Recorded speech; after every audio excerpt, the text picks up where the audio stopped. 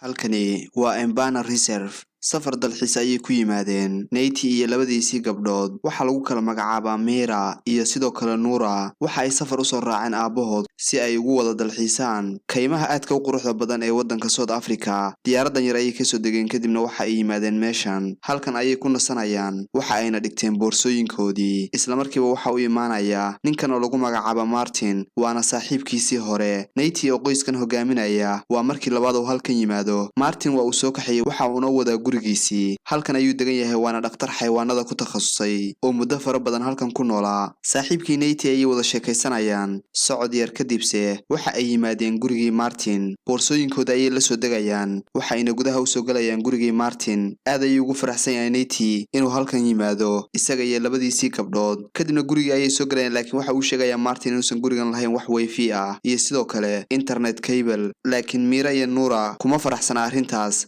waxa ayna dareemayaan boring. Halkan ayay habeennimadii cunto ku samaysanayaan. Waa ay sheekaysanayaan dhammaantood. Subaxnimadii ayaa la gaaray. Martin waxa uu soo kaxaynayaa qoyskii Neyti inuu soo daawadsiiyo kaymahan aadka u quruxda badan oo ay joogaan xayawaano aad u kala duwan, halistoodana wata. Safar dheer ayay soo galayaan si ay u yimaadaan Embana Reserve. Aad ayay u faraxsan yihiin dhammaantood. Nuura ayaa waxay arkaysaa garigan halkan taagan. Isla markiiba kaamirada ayay la soo baxaysaa waxayna ka qaadaysaa sawirro aad u qurux badan. Dhammaantoodna waa ay ku faraxsan yihiin laakiin ma oga halista ay leedahay in lagu damaashaado kaymahan. Waxaana jooga libaax aad u fara badan. Halkan ayuu keenay Martin. Waxa ay ka soo degayaan dhammaan baabuurtii. Waxa la socda nin waardiye ah. Isla markiiba Martin waxa uu tusayaa buurta halkan ah. Waxa uu arkayaa libaaxyadan faraha badan. Balse Martin laba ka mid ah libaaxyada ayaa ku soo boodaya. Waana libaaxyo uu yaraantooda caawin jiray. Isaguna uu gacantiisa ku soo koriyay. Aad ayay isula damaashaadayaan ilaa uu markii dambe arkay libaaxyadan kale oo mid ka mid ah uu dhaawac yahay. Aadna u xanaaqsan yahay. Martin isla markiiba waxa uu dareemay in xaaladdu halis tahay. Libaaxana ay dhaawac gaarsiiyeen koox ugaarsata ah. Isla markiiba waxa uu yimi Neyti iyo labadiisii gabdhood waxa uu ku leeyahay waa inaan halkan isaga tagnaa. Gaariga ayay soo raacayaan. Waxa uu u sheegayaa Martin in libaaxan dhaawaca uu halis gelin karo. Cabaar ayay soo socdeen. Kadibna waxa ay yimaadeen tuuladan cidlada ah. Isla markiiba gaariga ayay ka degeen. Waxa ay la yaaban yihiin tuuladan sababta ay cidlada u noqotay. Martinna waxa uu ku ogaa halkan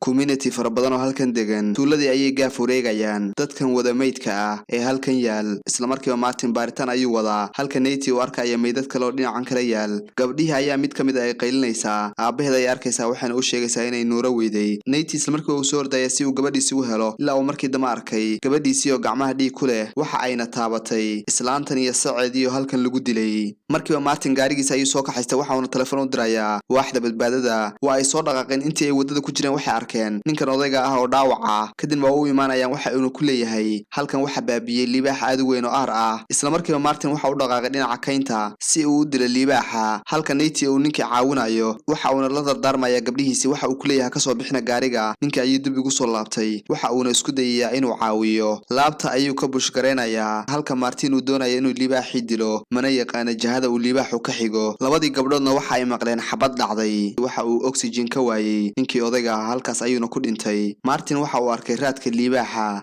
Waxa uuna ogaaday in libaaxi uu halkan joogo. Dhinacyada ayuu fiirinayaa. Halka saaxiibkii Neyti uu soo dabagalay Martin si uu u caawiyo. Gabdhihi ayaa isqabsanaya mid ka mid ayaa waxa ay leedahay waa inaan aabaheen ka daba tagnaa. Isla markiiba Neyti waxa uu arkay libaaxi waa uuna soo cararay isagoo afka soo saaray dhinacii gaarigu yaalay. Neyti waxa uu hal mar gaarigii ku soo galay orod laakiin libaaxi waa uu daba joogaa ilaa uu muraayadii oo dhan jajabiyay. Libaaxina waxa uu helay muraayadan furan ilaa uu markii dambe Neyti lugta jiitay. Gabdhihiisa ayaa caawinaya. Mid ka mid ayaa gaariga ka xaysay. Libaaxina waxa uu ku dhacay dhulka balse nasiib darro gaarigii waxa uu kala dhacay jartan. Matoorkiina waxa ka kacay qiiq. Isla markiiba Neyti waxa uu fiirinayaa gabadhiisii. Waxa uuna arkay inuu dhaawac ku yaalo. Waxa uu leeyahay istajiya. Waxa uuna isku dayayaa inuu cabsida ka ilaaliyo. Isla markiiba Neyti telefoonka ayuu qabtay. Waxaana soo wacay saaxiibkiis oo halkan ku go'doonsan. Libaaxina uu gaarsiiyay dhaawac aad u daran. Neyti waxa uu ku leeyahay istaji iskana yaree sarqanta. Waxaan isku dayi doonaa inaan ku caawino. Neytina dooqasho kale ma leh. Martin ayaa waxa uu arkaya libaaxiyo dul taagan kadibna waxa uu sheegaya saaxiibkii. Saaxiibkii waxa isku dayay inuu caawiyo isagoo fiiriya dhaawaca lugta kaga yaala. Sanduuqan ayuu jebinayaa gaariga dhexdiisa ah. Isla markiiba waxa uu Neyti kala soo baxaya qorigan. Waxa uuna u diyaar garoobayaa inuu iska celiyo libaaxa. Waxa uu ka soo baxay xagga sare ee gaariga balse libaaxi halkan ayuu yimi. Neytina waxa uu doonayaa inuu shiisho si uu xabad u helo libaaxan. Gabadhiisa ayaa gaariga ka soo baxaysa. Waxayna u cararaysaa dhanka uu Martin joogo. Nasiib darro Neyti waxa uu tuurayaa xabad laakiin waa uu la waayay ilaa uu libaaxi ku soo booday. Dharbaxan uu ku dhuftay. Gaariga hoostiisa ayuu ka galayaa. libaaxina waa uu caraysan yahay waxa uu rabaa inuu cuno. Naty waa uu iska difaacayaa halka mid ka mid ah gabadhiisa ee u tagtay Martin. Isla markiiba libaaxii dib ayuu ugu soo laabtay Naty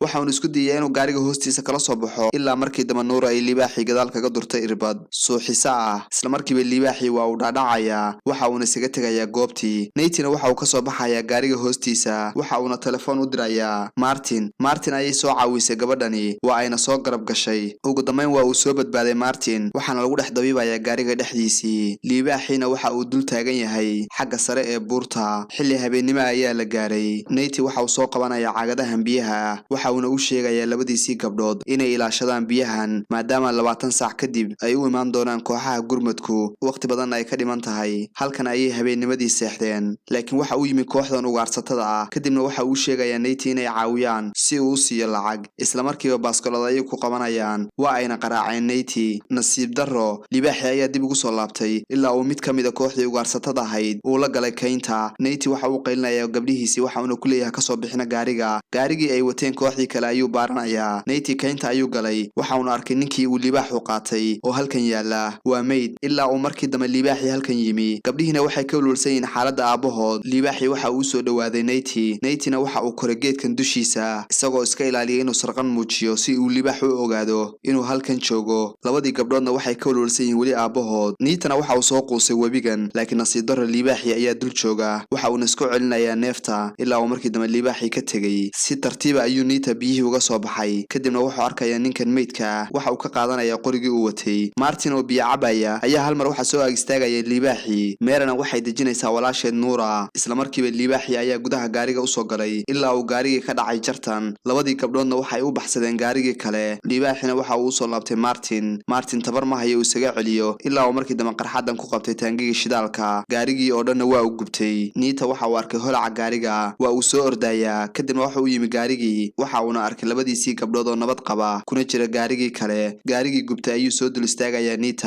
waxa uuna arkayaa inuu saaxiibkii dhintay. Aad ayuu uga xun yahay. Subaxnimadii ayay gaarigii soo qaateen. Gaarigan ay wataanna waa mid ka riski badan gaarigii gubtay. Buurahan ayay soo jibaaxayaan ilaa ay markii dambe yimaadeen gurigan cidlada ee laga guuray. Naty waxa uu isku dayayaa inuu gabadhiisii caawiyo waxa uuna libaaxii gaarsiiyay dhaawacan kaga yaala kilida. Daawo ayuu ka baarayaa guriga ilaa uu ka soo helay dhaladan aysidka kadibna waxa uu kaga dilayaa bakteeriyada. Waa uu ka soo dhaqaaqayaa isagoo kulaha ka soo bixina gurigii ayuu baarayaa Naty laakiin nasiib darro libaaxii waa uu soo galay. Labadii gabdhoodna halkan ayay isku qarinayaan. Naty war ma hayo ilaa uu markii dambe maqlay guuxa libaaxa. Isla markiiba uu soo cararayaa si uu labadiisii gabdhood u badbaadiyo ilaa uu markii dambe gabdhihiisii u yimaado. Waa uu soo kaxaynayaa Naty. Labadiisii gabdhoodna waxa uu ku xirayaa qolkan waa uu la dardaarmay waxa uuna ku yidhi halkan ha ka soo bixina. Qorigiisa ayuu soo qaatay libaaxiina waa is arkeen. Isla markiiba Naty waa uu ka cararayaa libaaxiina waa uu ku soo boodayaa. Naty waa uu daalay waxaana la iskula baxay kayntan cidlada ah. Libaaxii ayaa ku soo boodaya Naty waa uu iska celinayaa ilaa ay tabartii oo dhan ka dhamaatay noloshiina uu ka quustay Naty. Jirkiisii oo dhanna waxa uu noqday wada dhiig ilaa markii dambe labadan libaax ay u yimaadeen libaaxii waa ayna dileen. Naty waa uu soo gurguranaya waxa uuna ku tiirsanayaa geedkan. Nasiib wanaag waa ay ka soo baxsadeen libaaxii. Halkan ayaa lagu dabiibayaa Naty waxa uuna ku faraxsan yahay in isaga iyo labadiisii gabdhood ay ka soo badbaadeen libaaxii aadka u halista badnaa. Daawadayaal filimkeennii maanta halkaas ayaan kusoo gabagabaynay. Tan iyo intaan iskaga imaan doono muuqaalka xiga waxaan idinka codsanayaa inaad muuqaalka like saartaan channelkana subscribe tirahdaan. Waa ku mahadsantihiin mar kale daawashada muuqaalkan.